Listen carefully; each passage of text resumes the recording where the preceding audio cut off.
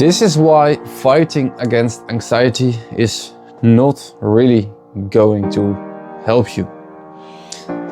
I did it for many years, fighting against another panic attack, fighting against being anxious, not doing things anymore because I was too anxious to go to certain places, situations, and that only made me more anxious while sitting at home, always fighting against another panic attack again, and it simply didn't get better. And time after time, and I didn't know what to do. Nobody was really able to help me. And until, maybe I suffered for like a decade already on anxiety, and I thought something really need to change. One thing have always been central in my life, and that was sports. Sports for me was very important. But aside, I was still struggling from this anxiety. I was struggling with my identity. I was struggling with medication. I was not really myself, and because I couldn't be really myself, I also couldn't really face myself. And one of my dreams after my mother passed away 4 years ago was to help as many people as I can with their lifestyle, with, if I can get over it with medication. What the doctor said was impossible to get off this psychopharmaceutic medical medicines. They said it really was impossible. And for me, that's something when somebody say it is impossible, of course, I'm gonna do it. I failed 3 times, and something in life is a saying, well, if you don't fail, you haven't even tried. And I kept trying, even the 4th time, when I already failed 3 times with stopping, and I got back in a very big rebound and effect, and I didn't know anything about it. But then the 4th time I decided, okay, this time it's going to be different. This time I'm gonna prepare myself. I'm gonna team up myself with other people. I'm gonna read as much as I can. I read a lot of guides about medication, how is it working. I did a study in the holistic lifestyle scene. I studied psychology on myself. I read tons of books. I spent countless of hours to study myself and how could I get over this. And to be honest, I thought I really needed the best teachers or the best coaches or the best therapists in the scene, and to spend a lot of money, which I didn't have. And I didn't really see that way out, but I knew there was something like a leap of faith to get back towards myself. That's why the Dutch version of my book is called Back to Myself, finding my true identity back. And that's what it was all about, finding your true self. Who are you? I had to face many lessons during my life. I hit at rock bottom countless times, and I'm still. Life is still not perfect. I'm still building, I'm still falling, and that's something what some people don't understand.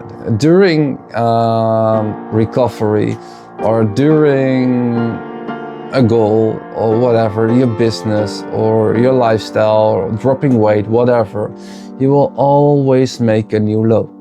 Your life is not linear, and that's something people don't really understand. And the hardest thing in this case is that people are afraid to start because they are afraid to fail. And once they finally start to think, hey, I didn't really feel good with these minor decisions in the beginning yet, but they don't know yet about this compound effect, what can show up later. And I think that's something really important to know, because once you start those tiny lifestyle adjustments and tiny efficiency tasks each day to work on yourself, this will compound massively over time. And whether you're in the biggest depression, I've been there, I've been on the rock bottom, but I always wanted to work on myself again. even though I failed for the third time quitting the medication, I decided to go for that fourth time and then study everything. And just as I thought I needed all these teachers. I thought I needed the best teachers in the scene, or best therapist in the scene. Eventually, one lesson I learned: nobody's gonna save you unless you're gonna spend tons of money on somebody. And to my opinion, there is too less knowledge from experience in the scene. People getting educated by books, by principles, but I think to give somebody really help, it should come from the inside. And you yourself need to have been to an insane amount of pain before, because so you can understand what people are going through. And that's what I use when I give people therapy. I'm really, or coaching, I don't want to have any claim on this kind of thing I do. For me, it's just a soul's mission. It's something I do out of passion. I do something out of deep pain, because I have been there for so many years, and I think nobody deserves to go through what I've been through. And I know people were maybe still struggling with their identity, because they have been those medications for very long time, for ADHD or whatever. Maybe you're high sensitive and people say, no, it's autism or whatever. I think you have a skill. And once you are depressing that skill by medication, suppressing, whatever, you will never develop your true self. And that's something really important I noticed during my life.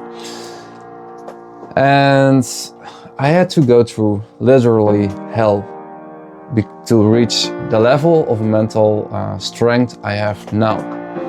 Because once you're stopping with those medication, you'll have this massive rebound effect, and it can take so long. And before you know, you'll end up with like a lot of other medication.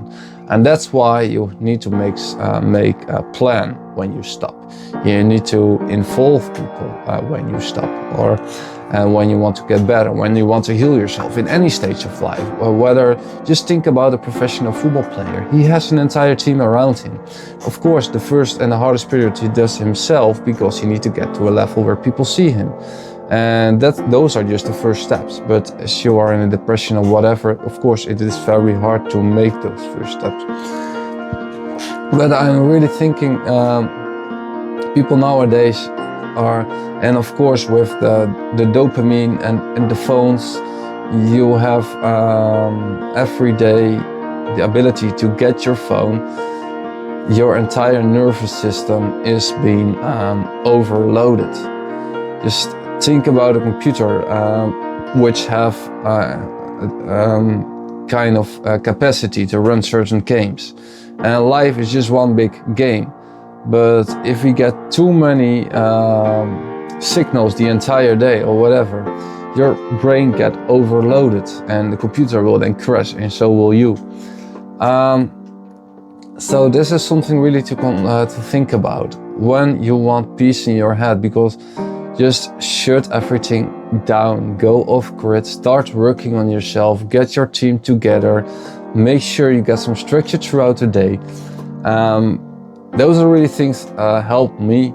Well, if you would like to know about me, just follow me on this channel where I'm talking about daily lives, where I'm getting out of my own comfort zone by telling on the internet. And I don't know if people see it, I really start to work and starting to build on myself.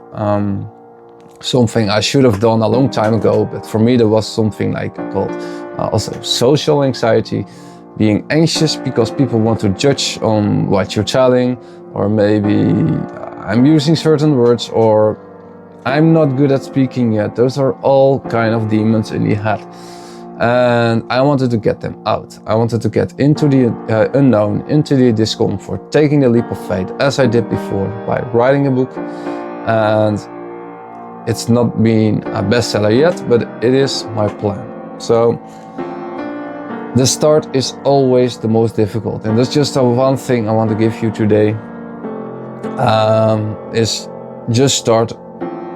The first few videos, the first few trainings, the first few workouts, the first few days in anything you'll do, they will suck. Once you accept that and just keep going, however tiny and small those tasks are, I can promise you and myself, I'm gonna get there.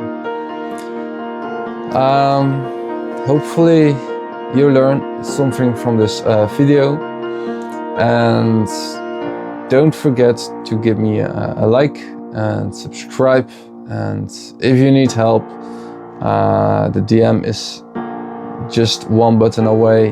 Hit me up and I will be happy to have a talk with you. See you in the next video.